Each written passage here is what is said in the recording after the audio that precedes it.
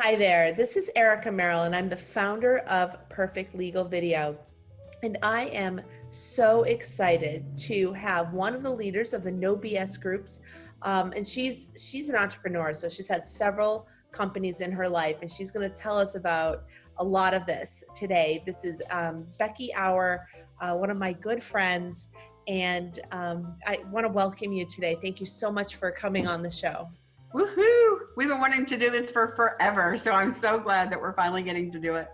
I know, it is awesome. And honestly, I think the last time I saw you in person, we were on a cruise ship looking at views like the one that I have behind me. Amen, sister. It was so fun. I love that marketer's cruise, and we just had the best time. And I want to go back. Let us back. But I'm not getting near any cruise ships right now. No, I don't advise it. Nobody advises it. But yeah, so we're here to talk about what you can do during this time to to help your business and help yourself come out good at the end of this pandemic, because it will end. We don't know when, but we have to remain hopeful and do what we can.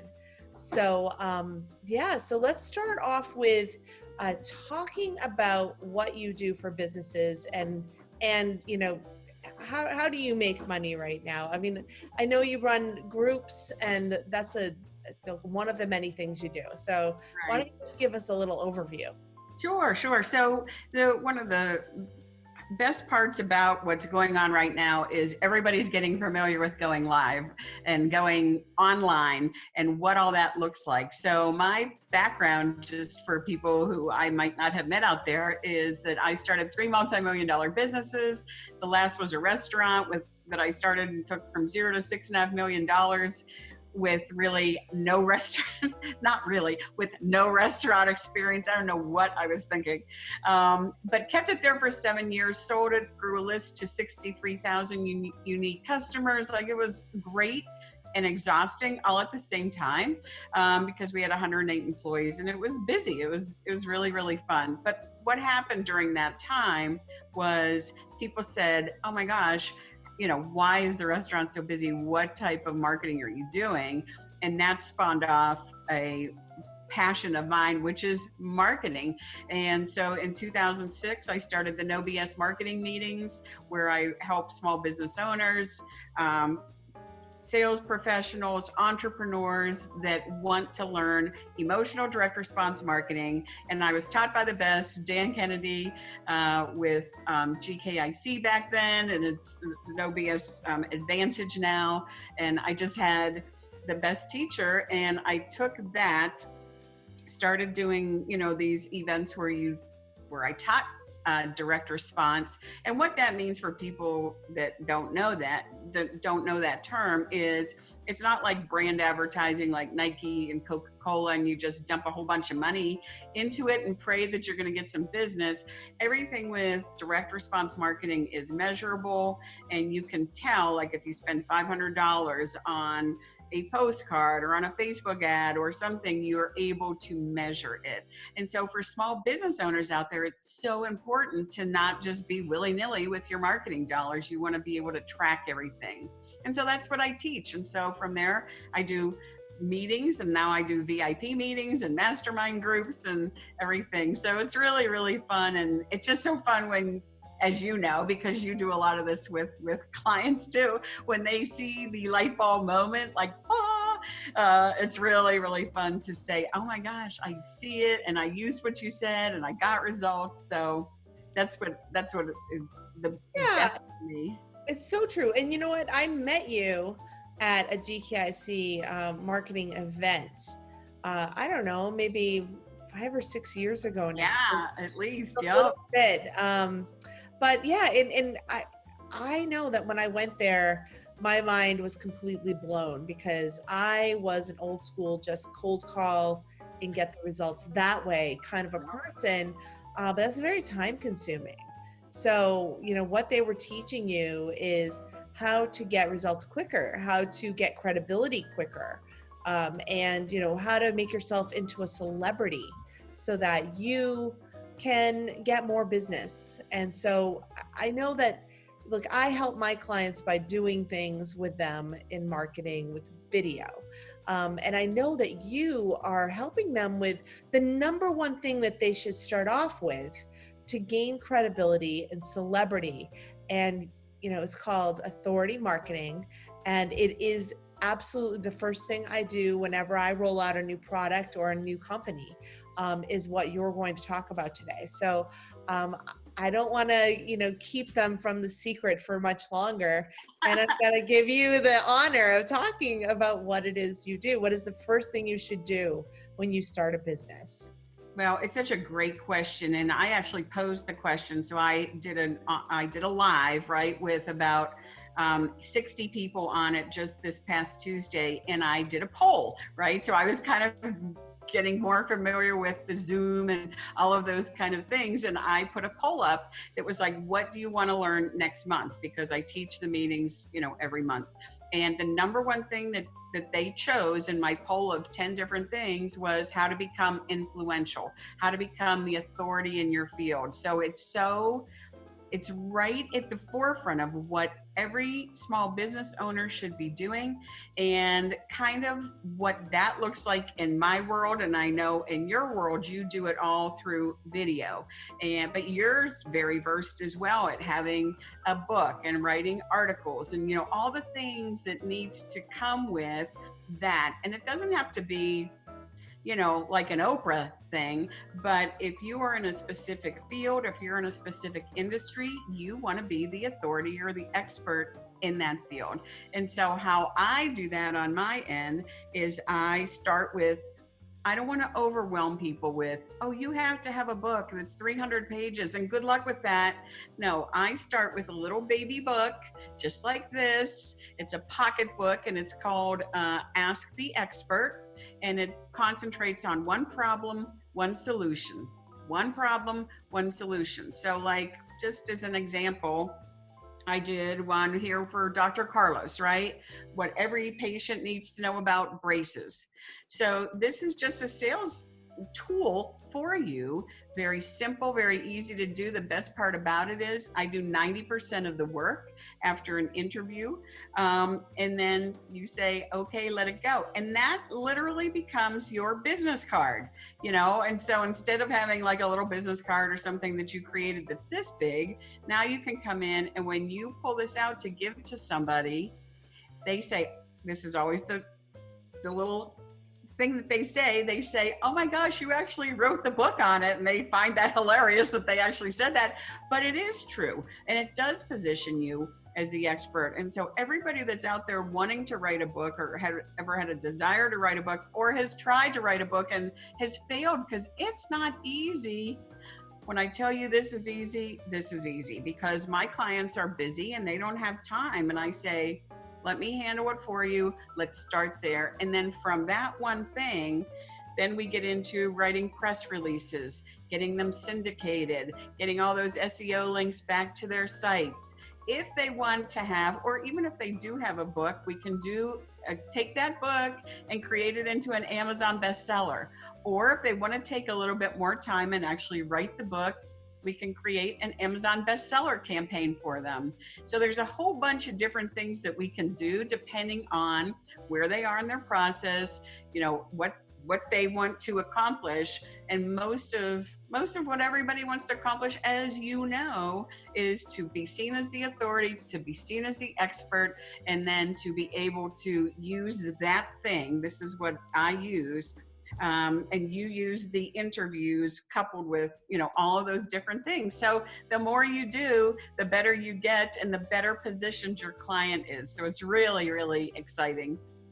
It is so exciting. And that is the first thing that I always do. I have 4 mini books, and they're not even as thick as yours. Yours are really beautiful, well put together. And, but it all works.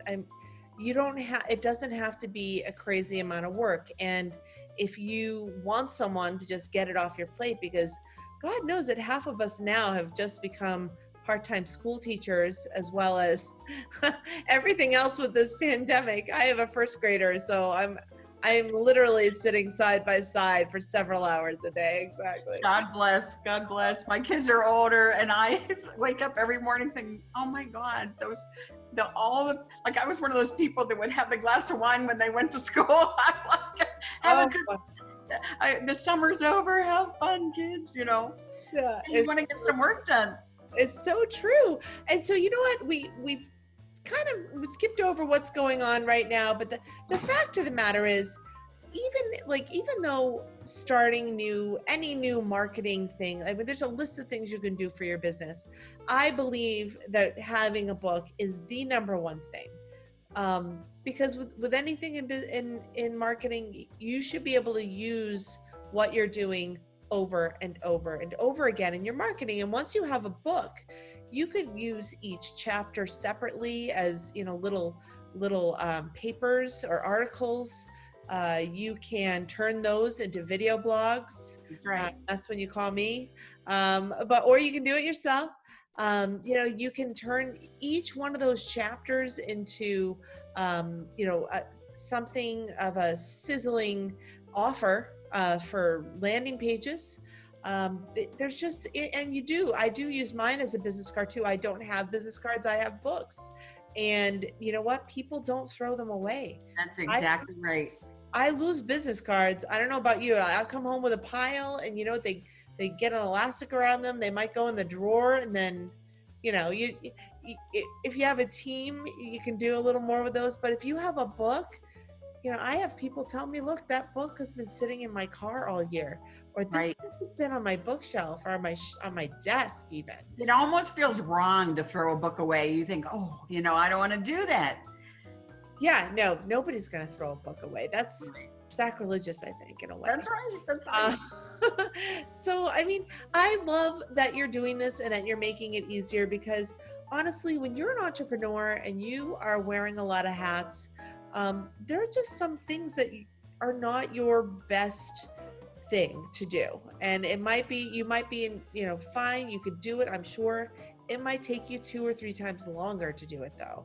And that's the time that you're not, talking to customers about new services and helping out with employees and even just taking time to think about your next steps for your business and how you're going to grow. So think about every time you want to do something for your business and that you don't farm out because it's not your skill. That is time that you're taking away from your business, and it's actually costing you 10 times more, most likely, trying to do something like that yourself, because you're not going to do it right, and it's going to take you a lot longer. Yeah, and it's so interesting right now. Like I work with private clients as well. And one of the things when I started with a private client, they had no database. So for anybody that's out there listening or watching a replay, I will tell you, if you are a small business owner and you do not have your own database, this is a wake-up call to have a database. So when I started working with him 4 months ago, zero, nothing, no way to collect names, no way to handle names, no way to segment names. So I said, okay, that's always number one. If you don't have a way to do that, we have to get that set up. So we set that up for him. And when the pandemic hit, he now has over 5,000 people in his database in just 4 months that we can now reach out to. Like before all this hit, he just got notification that he got nominated for like we have the best of awards here in Pittsburgh in 4 different categories. And so he's still, he's doing so much great work right now, still getting the word out about his business. He put together kits with toilet paper and entering the conversation already going on in everybody's mind. But he's reaching out to his followers right now, and they're so appreciating him and everything that he's doing. And if he didn't have a list, or if he went into Facebook jail, which does happen sometimes if you just have your followers on Facebook, that's no good. So I would say the number one thing is have a database. If you don't know how to do it, reach out to Erica, because she knows how to do it, or I know how to do it. We can get you set up on being able to collect people's names, and email information, so you always will have an in-house list. It's the number one most important thing any business owner, the biggest asset any business owner has.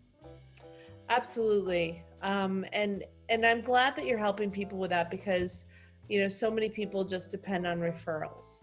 Right. There's so many people. I work with attorneys mostly, and many of them have no idea how to market beyond just putting, up their name up on a building and Words. going to some networking events maybe, but they haven't written a book.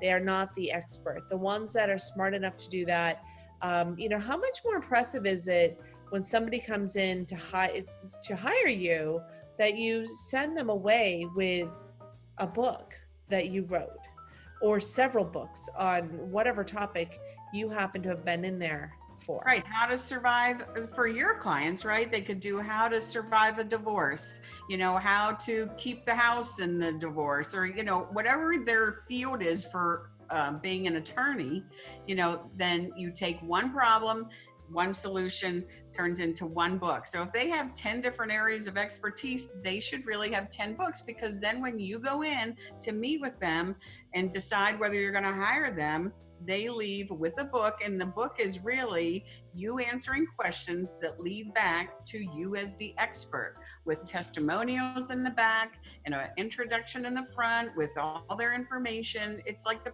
perfect setting, and it only takes 20 minutes to read. And when most people start, they finish, because it's so simple and easy. They're only like 50 to 80 pages. It just depends on how long the answers are. So it's really the most perfect way to do it. And if people, aren't busy right now, but have a little bit of money and want to get prepared, it's an awesome time to do that. These are super inexpensive. They're $3,500. And again, about 45 minutes of your time and they're done. So if they have extra time and want to have that option, happy to work with them.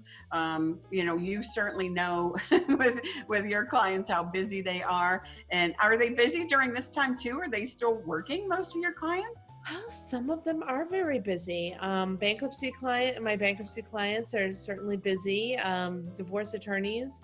And I think the crime rates are starting to go up. And I think it's mostly crimes in the home, because you're stuck in the house with your spouse that you are about to divorce anyway. And I actually know a few people that are like, well, he didn't buy his house yet. He hasn't moved out yet. The divorce is final, but now we are stuck here for months together.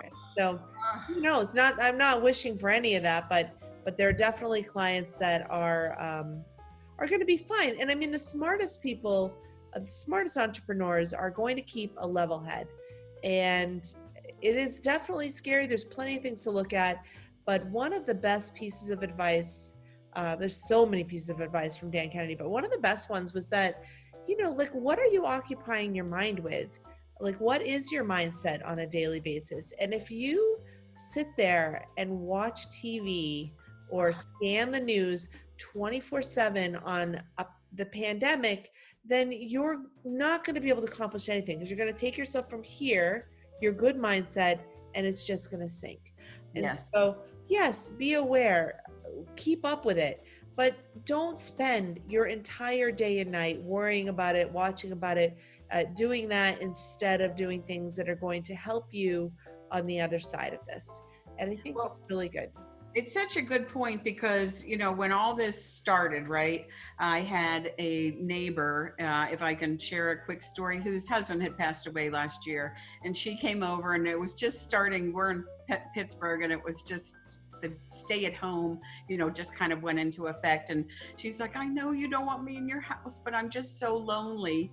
And I said, oh my gosh, you need to, like, I just kept thinking to myself, you need to have a purpose. Like, she needs to wake up. She goes, I go to bed at night and used to think, what can I look forward to? And right now it's nothing. And like, she was in tears. And I'm like, okay, she has to have a purpose. So I went and found mask patterns. And that was before the whole mask thing was even a thing. And I said, listen, you sew, why don't you make some patterns and go donate them to the local, nursing homes and places like that.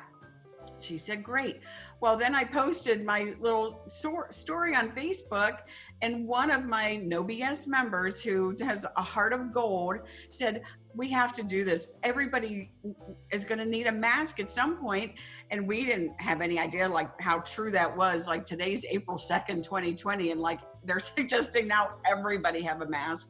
But we started a group called Sewing for Angels. And we now have over, I think I looked earlier today, like 587 members in our group. We've raised over $800 on a GoFundMe page. We call it today's Rosie the Riveter. So you're a little younger than me, but Rosie's the woman with the bandana who has this, strong arm up, who really helped. And honestly, the people are so giving and so kind. And I think if you're nervous at all and you can focus on something that takes you out of that, I think it's so much better. It's kind of now taken on a life of its own. We've created, or not me, I can't sew and she can't sew, but we can organize, right? That's what we're good at. So we organized this whole thing, and we've had over from local healthcare facilities, over 2,800 requests for masks. We've given out already over 1,100 masks that our Rosies have made. We have pickup and delivery spots all organized throughout Pittsburgh because we have a lot of different suburbs.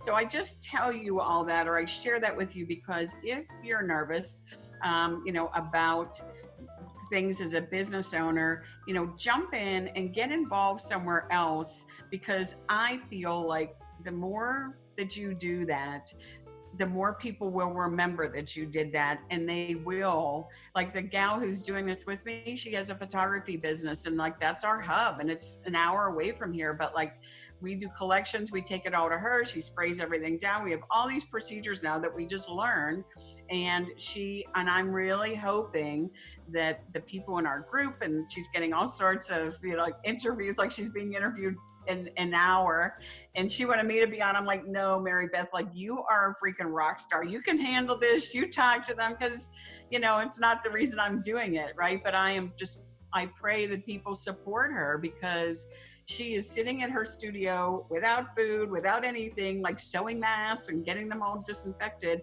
And I just think as a business owner, if you can think of how can I help the community and then share that, I think it will come back 100-fold for you. It is so true. I mean, and I've seen, like you got to look for the good news right now too. And I've seen so many amazing things that people are doing to help. And I got to congratulate you. I know you're not looking for recognition, but it's amazing. People definitely need masks. Doctors and nurses need masks.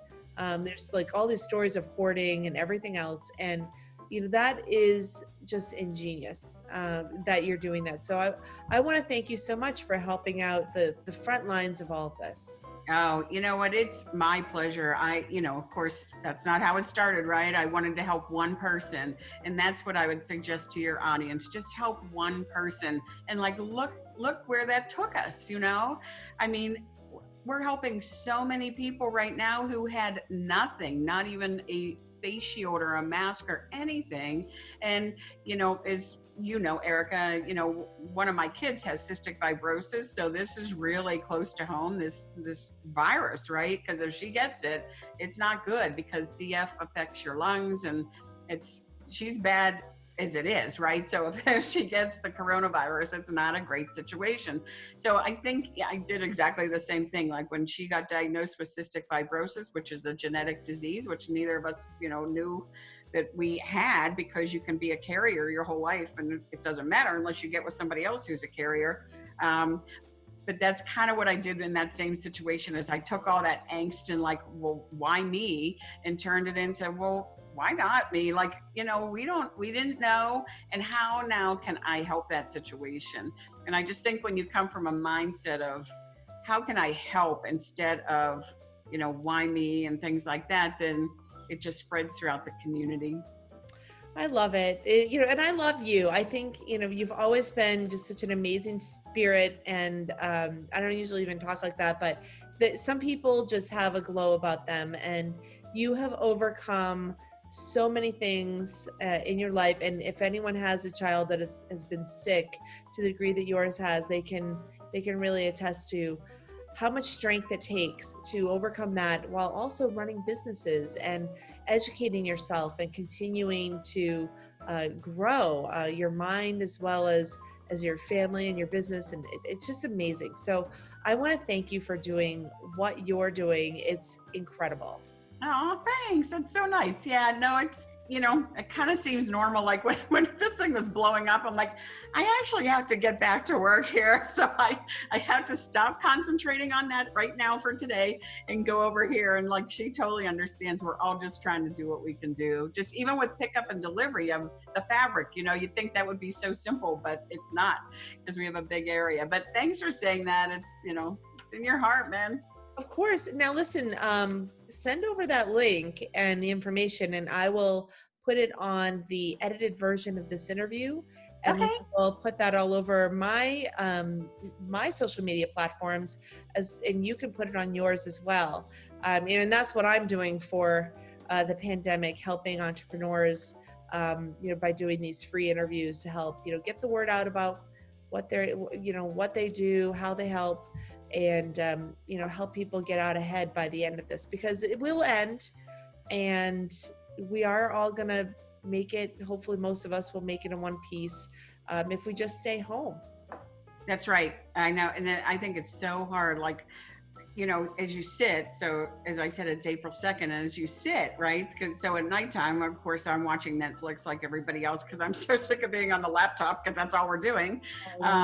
And you sit there and think, oh my gosh, am I going to be here at the end of April, at the end of May, at the end of June? You know what I mean? And I think when you start to think, like, I got a little anxious last night when I started thinking about that, and thought, you know what, I'm taking it one day at a time. I set up a treadmill with a desk over top of it in my room downstairs, and thought, if I can't get out to walk or it's rainy, I'm just going to walk slow on my treadmill and get work done. And everybody copes with it, I think, in different ways. So if alcohol is all right sometimes too. Well, buy it now, because I heard that some places are banning that because the crime rates are going up from domestic violence. So somebody texted me that today.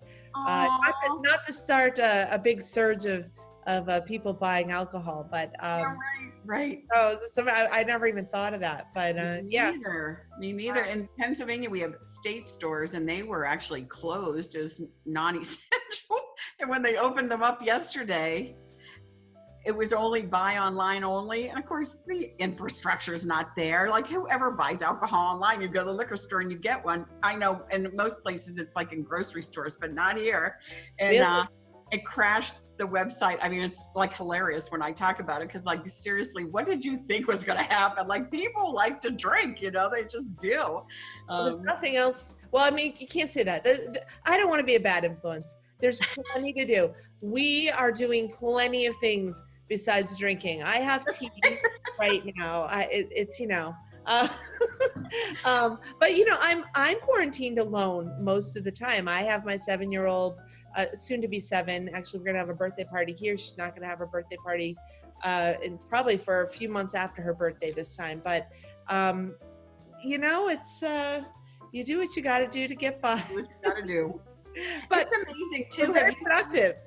Have you seen the people like doing the drive-bys for, the little girl that had cancer and was coming home, and everybody's outside waving? Like, it makes you tear up, So amazing. Did you see John Krasinski's new little show he's doing at home called Some Good News? I think it's called Some Good News. And he had that, and he interviewed the little girl on there. So I'll send you the link. Yeah. I'd love to see it. So good. And there are a few actors that are doing like shows. Everyone's doing shows from home, but some that didn't have a show before are just trying to pitch in with good news. So, instead of flooding your Facebook feeds and everything with bad news, try to think of something good that you can put out there. I know my daughter and I are doing a lot of singing lately, and we're posting those songs. I know you've probably seen them. Like, oh, there's Erica making a fool of herself again. That's okay. But I relate.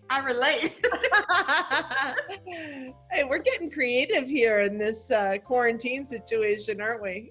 Oh my gosh, you have to. You can't go crazy. You just have to do what you can do, and reach out. Like, I do feel like you have to reach out to the neighbors who are alone, or the people. My mom and dad are 81 and 83, and like, I'm doing grocery runs for them. And like, tonight we're going to get Chili's, and I'm taking it over there, staying, leaving it on their porch, and then they come out and we stand apart and talk for 5 minutes, and then that's it. So you just do what you got to do to get by, and hopefully everybody stays safe and healthy. Well, what you're doing is making a big, big difference. And, so thanks again for coming on and talking about it. I think that's really important. Don't be isolated, but don't be isolated. That's right. That's exactly right. So yeah, thank you so much for having me. It's been a riot as usual, and I'm loving your background. It's like inspiring me to at the beach. Well, this was the last view that we had when we were together. So it was a couple of years ago on that cruise. So I wanted to do something besides my black curtain or my living room. So thank you so much for coming on, and I will, everyone will be seeing this soon. Send me the link to that information, and I'll edit even this post. And then, we'll have the edited version of this interview out for everyone that's great. In a few days. That's great. And I will say one last thing. If anybody wants to donate for the Sewing for Angels Facebook group, I'll drop a link into Erica for you, because every dime goes right towards buying fabric and buying elastic and helping the people on the front line. So we're doing, we're just trying to get the word out about that. And we're also participating in the Million Masks Challenge, which I didn't even know about when we started this. So like, every mask that goes out, we get it tallied in the Million Mask Challenge. So it's kind of, as I say, taken on a life of its own. But if anybody wants to donate, we'll just be happy to accept those donations. Yeah, no, that's what I mean. The links for the donations and the links for your website, whatever you want me to link to, you can consider it linked. Very good. All right. You have a great day, and we'll talk soon. All right. Sounds perfect. Stay healthy.